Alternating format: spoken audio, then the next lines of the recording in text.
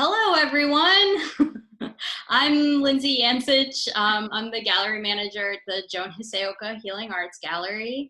I am here with Irene Clouthier, Washington, D.C. Mexican-American artist and curator. Hi, Irene. Thanks for being here. Hi, how are you? I'm well. Thanks for having me. Yeah. So we're going to chat a little about our exhibition Aceptar that we've had to postpone due to COVID, and that you've curated for us. And we'll talk a little bit about the artists. We'll talk a little bit about your work, so everybody can get to know you a little bit better, and talk about what acceptance means to you right now during these crazy times. So welcome. Yeah, thanks for being here. Thank you so much for taking the initiative of doing this. I think now that we're in confinement, a lot of us are trying to find ways in which we can make things happen of the things that they have been postponed or canceled. Yeah. So this is a great way to try to reach out to our audience and have a dialogue with people about the exhibition that we eventually will have up at the gallery. Yeah, it is. Things are uncertain, and you know, the one thing that I know for sure in my heart is that we will still put this exhibition on. It's something I've been, you and I have been working on for at least a year, and I know we're both really excited about. We have some amazing artwork in the show, so why don't you start by telling us a little bit about your personal practice and your artwork? Well, I am from Mexico. I came to the United States 20 years ago to do my master's degree. And when I came, I was working mainly on digital manipulated photography. Then I started working with some video animation, frame by frame animation. And so I work with very, very different medium and media. I do sculpture, I do installation, I do drawing, I do photography, and I've done video. I haven't done video in a while now. But I guess for me, my practice or the whatever medium I'm doing, it's something that it's driven by the idea or the series of works that I'm working on. When I first came here 20 years ago, the first series that I did here was a series inspired on visual contamination or visual, like billboards and signs. Mm-hmm. I noticed that when I got here, that there's no billboards here, and that is a huge part of my culture and the everyday thing that you see in Mexico. It's way too saturated. It's a lot, more than what it should be, but it's part of how we live and how we go from one point to another, and what we see surrounding us. So the first series I did, it was called Paisaje Regio.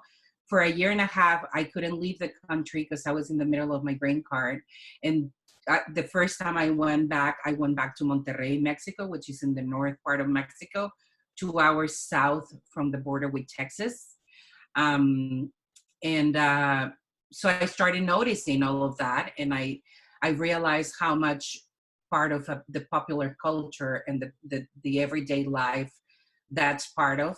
And I decided to do a series on that work. Then I started working with other stuff that I was kind of like reshaping or retaking ideas of with toys and games and play sets. Then I went into animation for a little bit. I did maybe 4 animations, which I stopped doing. And one thing led me to the other thing. And I see the connection as how I have jumped from one thing to the other one. But if people don't know my previous work, they might not necessarily see that. For instance, I started incorporating text with a friend who gave me like a lot of people know that I like toys and games, and they give me stuff. And a friend gave me a series of poetry dog tags. And when I got that, I started doing a series of photographies with dog tags. And that's the first time that I incorporated text that it was not part of a billboard, because billboards didn't have text, but it was. So then from there, what some of your like billboard pieces say? there were different brands. So I started the With very logo design and stuff. the thing is that there's a weird trend in Mexico that I have not seen here that much, but I will give you a couple of examples of three-dimensional billboards. So for instance, if you go, when you're going to Baltimore, you see the signs for sugar, the big billboard for sugar, that it's an old one. But then you see one with a guy with a mustache that I think is a drink. The Natty Bow guy, yeah. Yes, yes. So things like that, but they're like everywhere. Yeah, yeah. So the biggest cement company in Mexico decided to do a three-dimensional cement stack right outside of the airport. Oh my gosh, wow. That is huge. So I took a photo of that. You know, I never even like driving around here in DC, it never even occurred to me like the lack of that kind of like signage in the skyline. Like, well, the signages are only on the bus stops. Right. Or like driving into the city or something. Yeah. Yeah.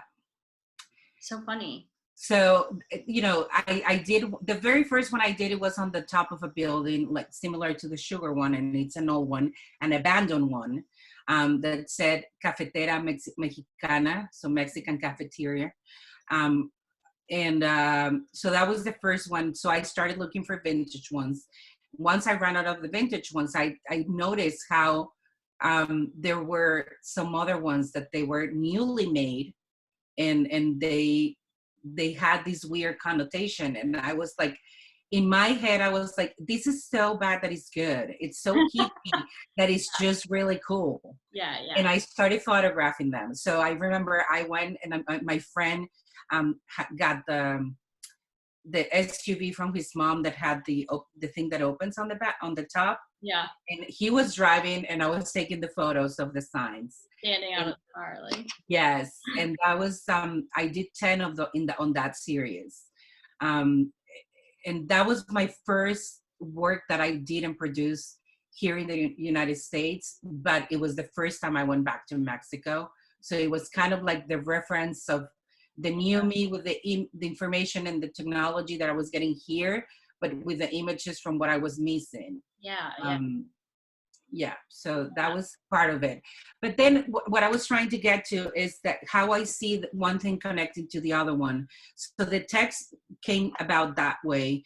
And then at some point, I bought a fishbowl that it was an acrylic fishbowl at a store, just because it was cool toy looking.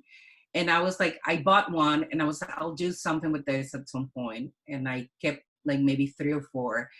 And then I had the idea of using them as a visual with the photo of an eye inside.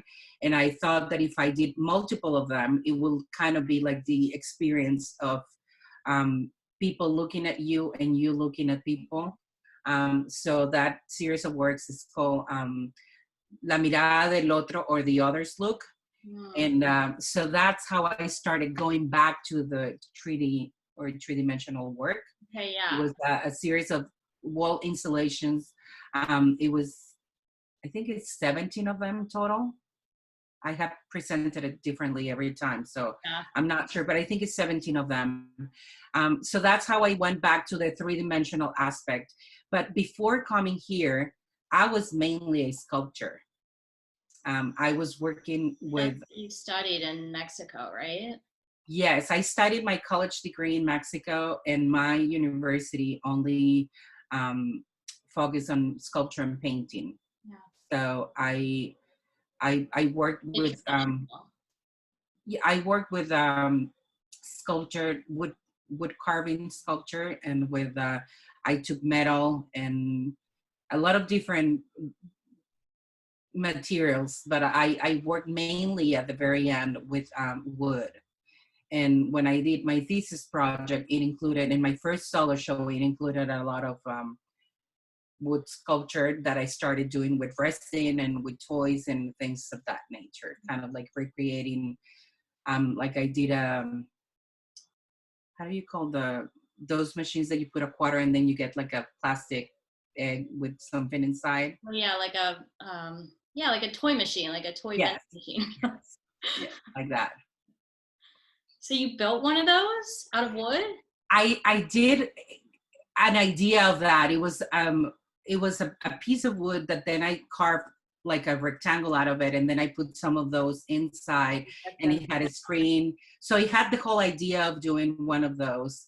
I did several different toy looking sculptures, that and on my first solo show I actually had a toy machine that it had a robot shape that talked and had lights at the entrance of the place, and people thought that I was crazy.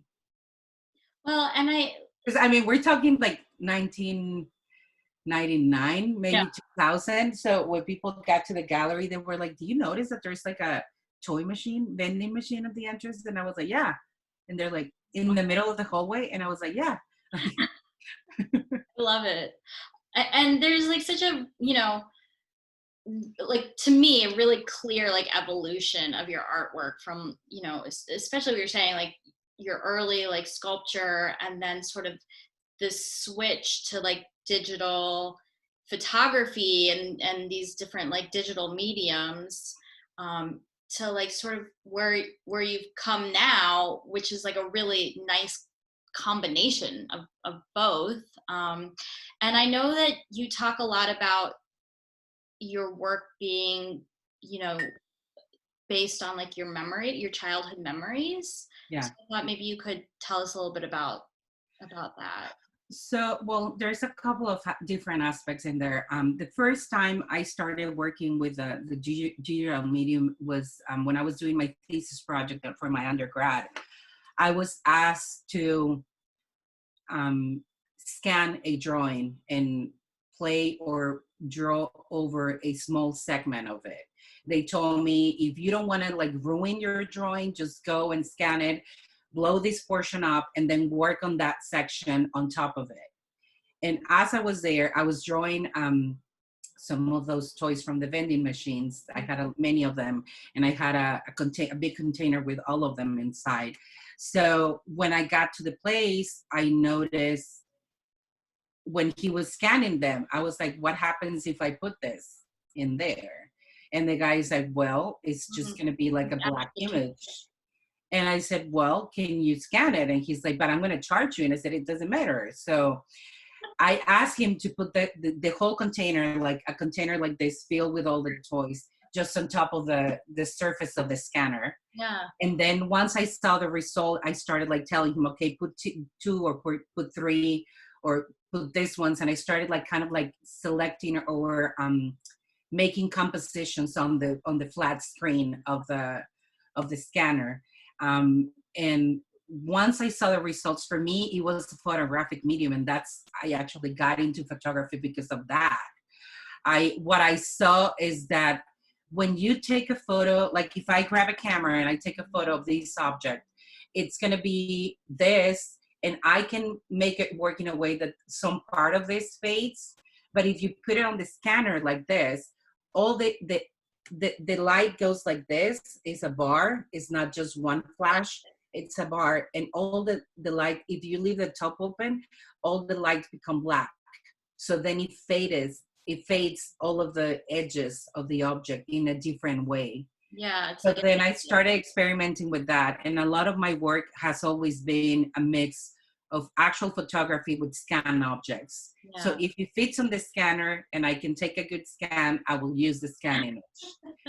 And if not, then I mix it with photography. I feel like that was probably like so ahead of its time when you first like discovered that for like a Xerox machine, as like this artistic medium. I actually went to I had to justify doing this because my school was only or mainly focused on sculpture and painting, and I had to justify it. So I actually interviewed with people at Xerox to justify that that can be a photographic medium, and that it worked kind of like a photographic medium. Yeah. Yeah. And after that, I was invited to collaborate with an architect to do a project that we submitted for a triennial in Milan that we didn't get in, but it was interesting that somebody saw what I was seeing, because he's like, can we try to like propose an idea of a project of something that it works as a large, like a scanner at a large scale. So we did it, and he was much older than me, and here I was just trying to explain to them how the scanner works and on the research that I had made. But I don't know if it was ahead of not or not. I feel that it was unusual, and it was not a lot of people were talking about like that. But I think it was in general with any digital medium. Right now, we're all used to think and see that everything has been digitally manipulated. Yeah. And back then, they were doing manipulation in advertising, but we did not have access to know how it was made. So when I was doing it, people didn't get it. And for me, I remember my mom trying to explain her friends what I did. As soon as they said, as my mom said, Irene is an artist. Oh, what does she paint? That was the immediate response. And mom was like, well, she doesn't paint. And she was like, what do you mean she doesn't paint? Yeah. So then you had to explain. And so far, the simplest explanation that I have encountered for people who are not aware of how digital medium, or back in the day that they were not aware of how digital manipulation worked, was I was telling them, it's like doing a collage on the computer. Like you take different objects and different images, and then you paste them together on the computer. But instead of like cutting and pasting like an actual physical collage, you're doing it on the computer. Right. I think it's like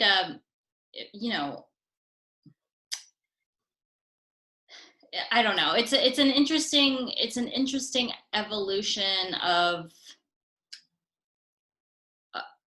these technologies and where we were then and where we are now. I mean, who knows? I mean, well, and look at what we're doing now. I mean, who knows what Zoom's going to become in the future in terms of like an artistic medium, I mean, it's really interesting. And you're younger than me, and just to give you a reference, I started working in Photoshop. I was self-taught in Photoshop, and I started working in Photoshop in the second version of Photoshop. I remember the third version of Photoshop introduced layers, and that opened up a whole new depth in my work. Yeah. I was in LA. I just finished college when I discovered layers, and it was, whoa, I was mind blown. And for us, we were trying to do things. And when I say us, it's because there was a small group of art students from different universities that we started getting together because we were working on video or digitally in some way. And we didn't have spaces, and we decided to start creating our own exhibitions and doing our own things. So one of the things we did, which a lot of people thought that we were crazy, and I still think it was a brilliant idea, we needed monitors. So we did an exhibition inside a department store. We got permit from the biggest department store in Mexico, like a chain, kind of like JCPenney or Macy's or something like that. And on their monitors, we were projecting our videos. Wow, so we were working as a collective of 5-6 artists. And we were trying to find spaces for our work, and we were doing this kind of exhibitions. So we did an exhibition at a department store. And that's such a good idea. I love that. And we don't have photos. We don't have a lot of things out of it. But, I still feel that it was a brilliant idea, that it was a great way just to do art for everybody, even if they don't know that it was art. And it was, in a way, a good fit. We were looking for people who had the technology and the monitors, and we found the people, and we just did it. And we did several shows like that, an abandoned house and things of that nature. And at some point I was contacted by a guy who was doing a PhD in Monterrey, and his PhD was focusing on people who were working with new media in at the beginning of 2000. Yeah. And when he called me and he interviewed, he was like, well, I'm interviewing all the pioneers on this. And I was like, what do you mean pioneers? How many people have you interviewed? And he's like, you're my second one. And I was like, what? Like, because for me, it was just, you know, I was very young. I was just trying to do something different. I was trying to have fun. And I had crazy friends that they were exploring the same stuff. But Well, they you're were, kinda, like, in the right place at the right time, it seems like, you know, I mean, that that whole time was like this really, you know, onslaught of like these new technologies, and to be able to like grab them and play around with them, so smart, you know? and I think it has been like that throughout the art history. And Yeah. you know, when the first video camera was invented, artists started exploring with that, and they did a lot of different explorations. Some of them are more dynamic than other ones. Other ones are like almost painful to watch because they're very slow, Yeah. considering like the pace that we're used to right now. Yeah. But they were important at the time. And if you see what Nanjum Paik has been doing for decades, with the monitors, it was a pioneer, and he was revolutionary Yeah. in many ways.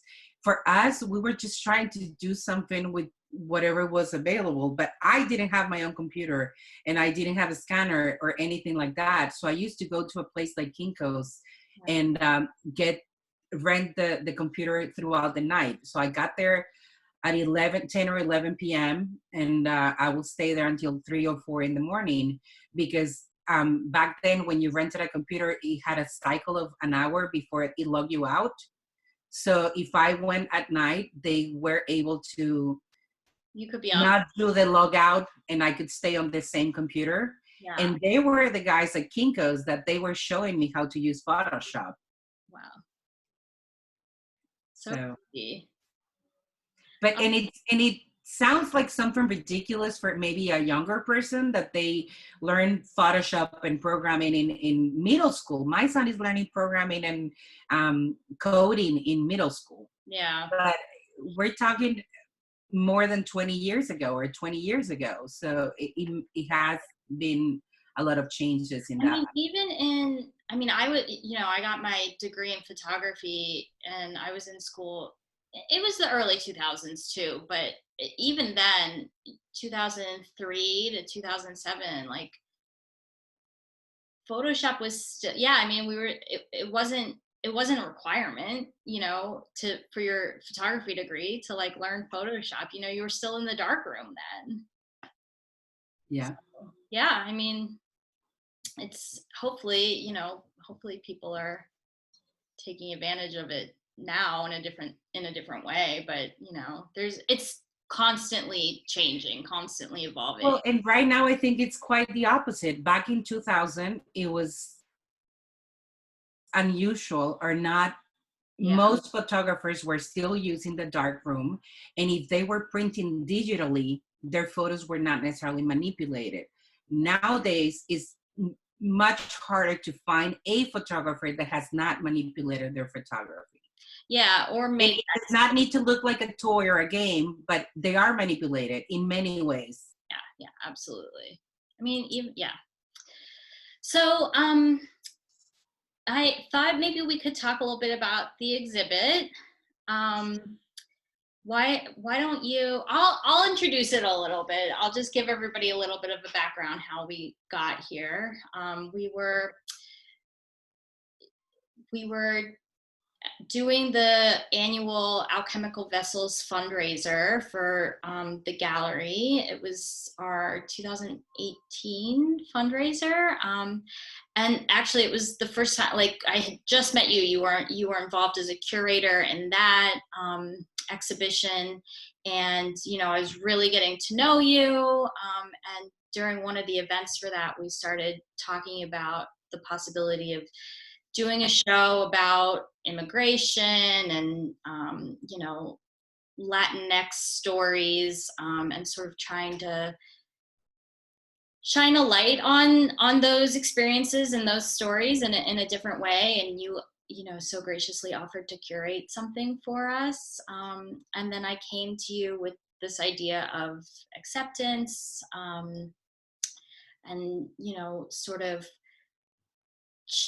showing a different side to, people's stories that we had been seeing in the media like a lot during that period of time in our culture. With the whole border crisis happening and the crazy policies of putting children in cages that was going on at the time. So we really wanted to sort of tell a different story and shine a light on like the real human stories of what immigrating to this country looks like.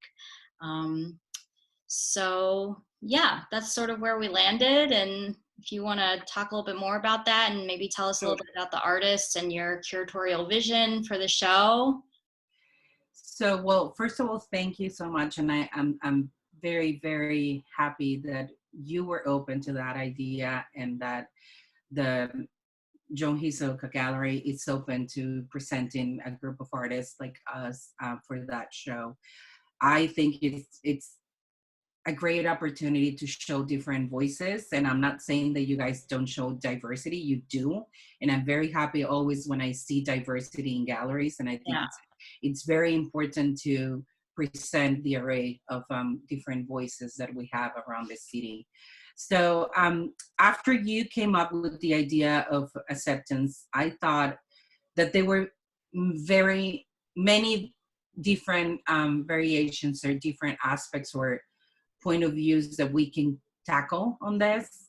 And I went kind of like wide or with an open lens to try to think about artists and think about pieces that I have seen that they kind of talked about that experience of immigration or identity, exploring identity. Yeah. And I have, as a Latino artist in the area, I have shown with many other Latino artists, and I didn't want to go exactly with the same artists, not because their work is not good, just to have a different show and not go into the same places that I normally go to. So I started like reaching out to some artists that I respect their work and I like their work, but I also know that they have worked in some ways either with the theme of identity or the theme of being an immigrant in this country, and tackle that in different ways in their own work. And it shows up different for all of us. Yeah. We have come to this country in different ways and in different times and ages in our lives. Like I came here when I was 25 or 26, and some of them came here as young children. So it's a different story, but we are still driven and marked in some ways by our own identity and the being Latinos and having that in our background. And I always feel that it's not about being bilingual, it's about being bicultural with the experiences and embrace the culture that I come from and what I can bring, and then the culture of the country where I live in, and take both things from both countries. So I selected 7 artists, and I'm also going to be part of the show. And you know that I was not very for the idea at the very beginning, but so I thought it was important too that you we had your work in the show. I mean, your work was sort of the catalyst to like you and I starting this conversation with one another. So I felt like it was really important that your work was also a part of the voices in the show and what the story that we're trying to tell is. Yeah, well, I selected it. I'm gonna say the artist, not necessarily in alphabetical order, but it's 4 women, 4 male in the show. And then I have Carolina Mayorga, who you have her work over there. Oh yeah, right here. Yes, Carolina Mayorga is an amazing artist from Colombia. She's been around this area for, I will say, probably over 20 years or maybe 20 years. She and I have shared walls and spaces in many different occasions. But last year, she had an amazing solo exhibit at the Art Museum of the Americas in DC. And I was so impressed to see her growth as an artist and how mature her project looked and feel and was received, that I wanted to have her in some way Yeah. being part of the show. And she's also one of those artists that works in very different medium. For many years she was known almost exclusively as a performer, but she's a great, she's very good at drawing, and she teaches drawing, and she has an amazing technique, and she also works with video and with many other mediums. So I Sculptor. was, Yeah. yeah, sculpture as well. So she decided to do a work for the exhibition, and I'm very excited about her piece. I also invited Eric Benitez, and this is the first time I'm working with him on that capacity. He's from El Salvador. He lives in Baltimore. I believe that Eric was already born in this country, or he came really young to this country and he grew up here. But he's very connected to his Latino roots, and a lot of his work is about exploring the identity and our ancestors and our backgrounds as the commonalities that Latin American countries have. Yeah. So I decided to include his work. And what I included of his work on the exhibit is not necessarily what he's working on currently, because he works also in series and in very different ways. And right now he's doing painting. He was trained as a painter, traditional painter as well. So he's another of the artists. I also included Gerardo Camargo's work. He's Mexican. He came to this country not too long ago, maybe 5-6 years ago.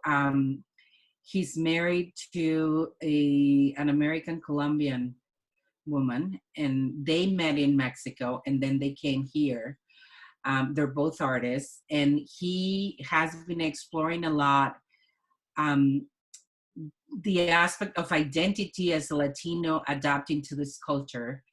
And I was part of a show last year with him where he had a series of works, a series of trade foods that at some point contained food, Latin American food that it was shared. So, and for him, it's not only the food part, but the part about sharing.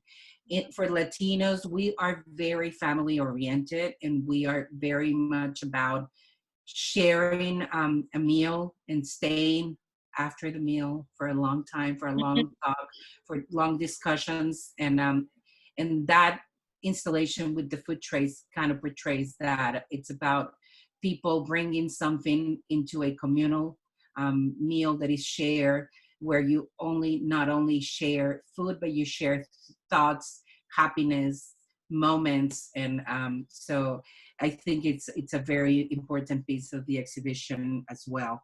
I invited also Muriel Hasbun. She's from El Salvador, and she and I have met very long time ago in 2007,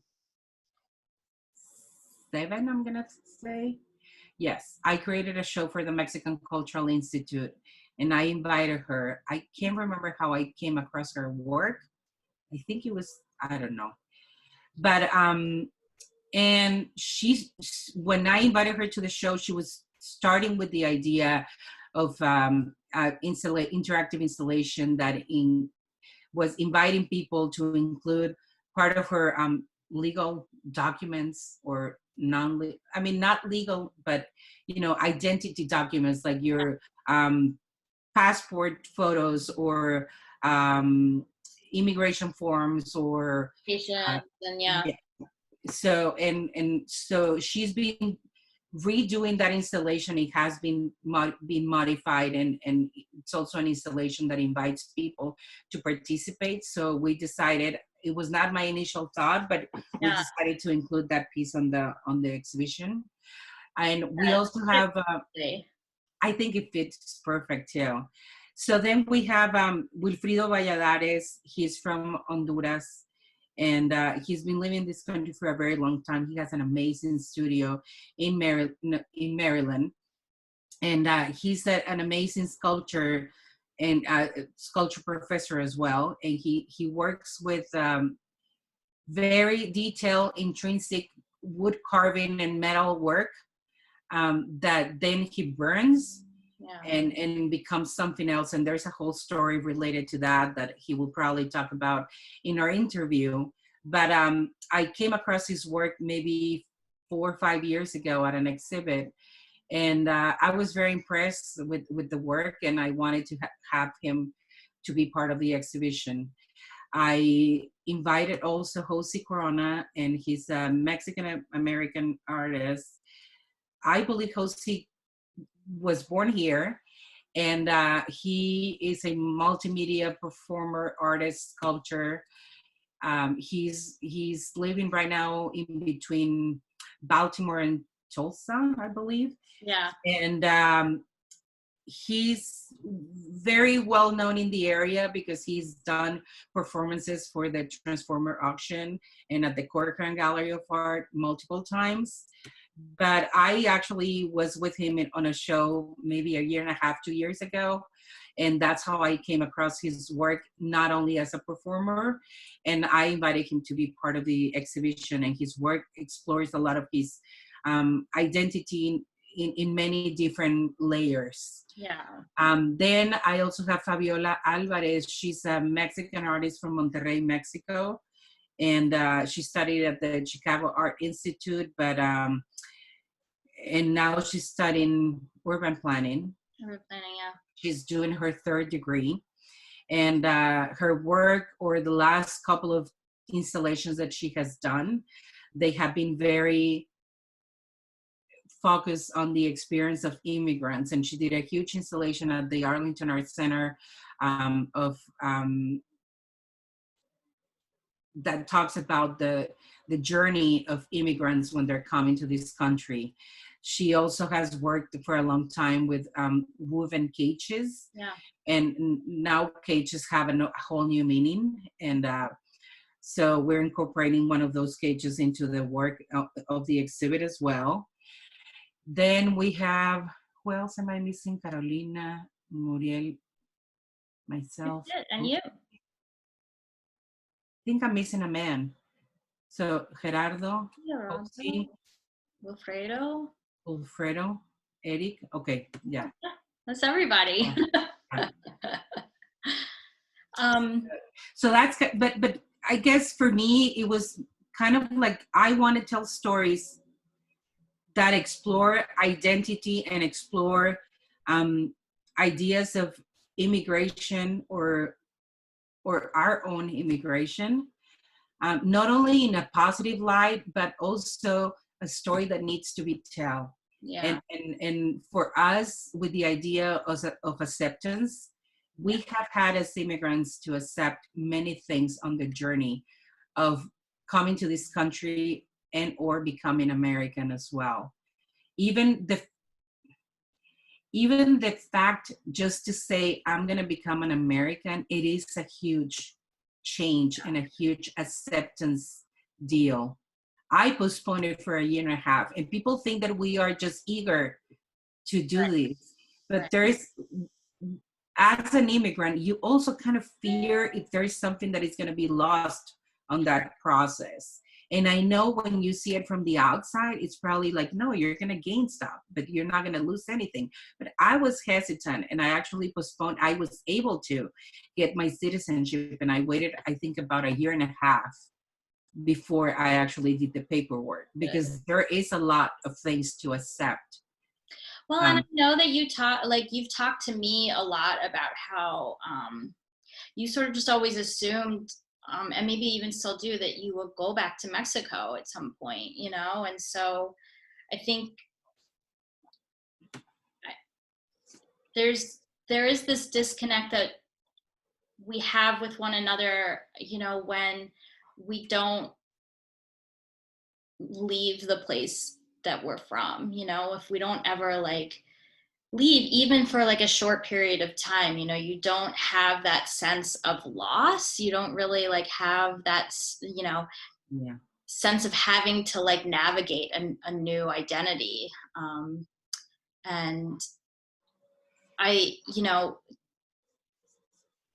all the work in this show and the way that you've curated it, I think it does such a good job of telling that side of the story, of the loss. And also being here in this country now and assimilating, having to assimilate, but holding on and holding on to that acceptance of like your own culture and where you come from and where your family's from. Yeah.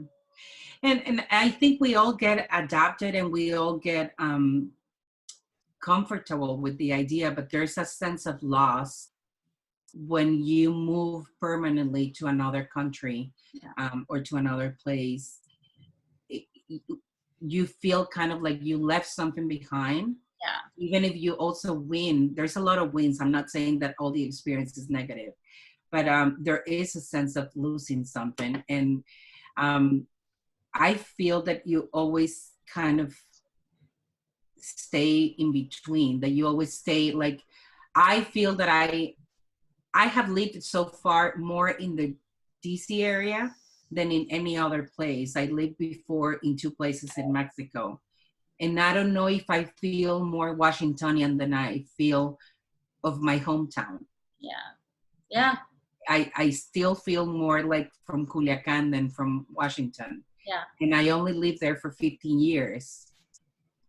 So Yeah. it's a weird thing how identity is woven when you are moving and when you're changing and when you're adapting to different things and experiences and encounters and people. And especially DC, that it's a very rich city in many ways, but it's also like a transitional city for a lot of Yeah. people. A lot of people come as, I'm coming for a short period of time and then I leave. So you have constantly to change your friendships and the people you hang out with, and People come and go. yeah, a lot. And it's funny, I mean, yeah, what you're saying, even it resonates with me because I grew up in Baltimore, right outside of Baltimore. And even just coming from that short of a distance, I mean, I I still identify so hard with like my Maryland roots, but I call myself a Washingtonian now. I've been here for 10 years or more. So yeah, it's such an interesting concept, going from one place to another and trying to and navigate. and I should call myself Washingtonian too, but I feel like when people ask me about where I'm from or something, sometimes people feel that I have a thick accent. Other people say that it's not that thick. So there's no way of me like faking my accent. I have an accent. So I feel that it's kind of like fake if I say that I'm only a Washingtonian, because I Right. mean, there's another layer there that Right. people can detect. Right. So yeah. And all of those, like, it's all of the artwork in the show, like those little layers are so thoughtfully like shown and talked about in all the different artwork in the show, so it's really fascinating um, concept, and I feel so lucky that you pulled this all together for us. I can't wait to get back into the gallery. It's been sad having to postpone everything, and I know we've all been struggling with all types of postponements and cancellations and things in our lives. So I appreciate everybody being patient. It's coming. I can't wait to get the artwork in there. Um, and I guess what I want to end with is asking you, like, in this moment now, like, what acceptance means to you right now in the time of self quarantine and COVID and social distancing. Oh my God. I know it has changed and it keeps changing, and as the whole COVID gets closer and closer, it has mean different things for me. We have all had to adapt to a new normal and to new circumstances, not only with cancellations, but finding new ways to socialize and finding new ways to keep conversations alive, and finding new ways to coexist with other humans in your own household. um, and it's true. I mean, we're not used to being 24/7 with the same person at home. But I truly believe, and I don't say this to try to minimize anything, that we are all living and facing whatever we have to live and face. And we have to accept that. Like, whatever challenges I'm facing with myself when I'm by myself and my son is not here, or with my son when he's here, or with the glitches with schooling, homeschooling, or whatever it is, it's what I need to be facing and what I need to be overcoming and learning from, and just accepting and adapting to that. Time like really has given us this opportunity to accept the harder things in our lives, the negative, I shouldn't say negative, but the less positive things in our lives that I think, when we go about our day to day, we can sort of brush aside and ignore. And now we can't really do that. We have to like sort of face it more head on, the obstacles. Yeah. And I mean, it has been changing, and I think as the weeks go by, it has been getting closer and closer on my circles, people who have been affected directly by COVID, or people who have passed by COVID. And so it becomes more real and tangible, and there's fear that is there, and there's many other feelings, that anxiety and not sleeping well, and you and I have talked about that. There's many things that come with it, but it is what it is, and this is what we have to go with. And what we have to adapt and learn and accept. And having conversations like these are so important. So I thank you again. And I'll just mention that every Friday afternoon, Irene will be taking over the gallery Instagram at Hiseoka Arts, and interviewing all the incredible artists from Aceptar. So definitely tune in for those. We'll be posting about them, and we'll be posting the videos as they happen. So Irene, thank you so much. It was really good to see you. Thank you so much. Yeah. Thanks everybody, and we will see you next time. Thank you.